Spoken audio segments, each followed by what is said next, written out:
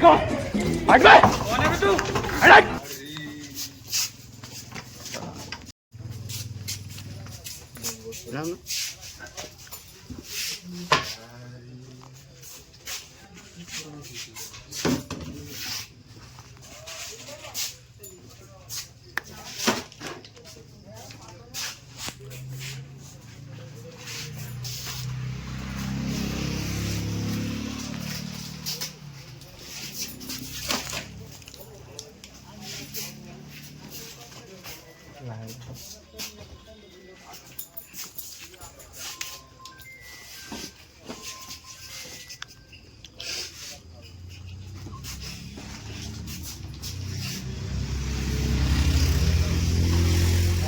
হল দাদা ইমান ৰাতে এনেকে খৰধৰকে আহিলে? ভাই নকবি, ৰাতিপুৱা 6টা বজাত ফ্ৰেণ্ড এটাৰ লগত পিকনিক খাবলৈ গৈছো।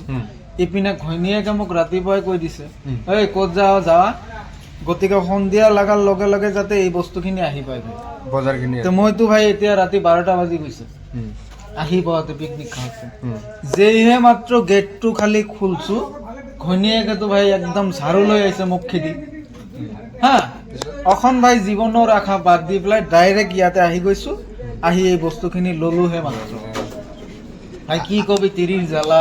আজিলৈকে মোৰ 15 বছৰ হ'ল দোকান কৰা, আচ্ছা এতিয়াও এনেকুৱা কাষ্টমাৰ আজিলৈকে মই পোৱা নাই। আচ্ছা আজি যিটো কাষ্টমাৰ পাইছোঁ ৰাতি ছাৰ্ভিচ, ৰাতি 12টা বাজে, এতিয়া মই দোকানখন বন্ধ কৰিছোঁ। তাত আপুনি যেনেকৈ আহিছে মইতো পালাব লগা খুচা হৈছিল। উপায় নাই ভাই, এইটো হ'ল তিৰিৰ জ্বালা। বিয়া কৰা নাইতো বাবা, বিয়া কৰ, তাৰপিছতহে কাহিনী বুজি পাবি। এতিয়া কি ল'ব নেকি মানুহ? ইয়া পেক কৰি দিয়া জলদি। মোৰ যাই জীৱনটো ৰক্ষা কৰিব লাগে, নহ'লে ঘৰতে যাব নোৱাৰিম, বাহিৰত তোমাৰ এই বেঞ্চত থাকিব লাগিব। ভাই আৰু কি ক'ম, এনেকুৱা তিৰি পালাতকৈ নাপালাতে বেছি ভাল লাগে।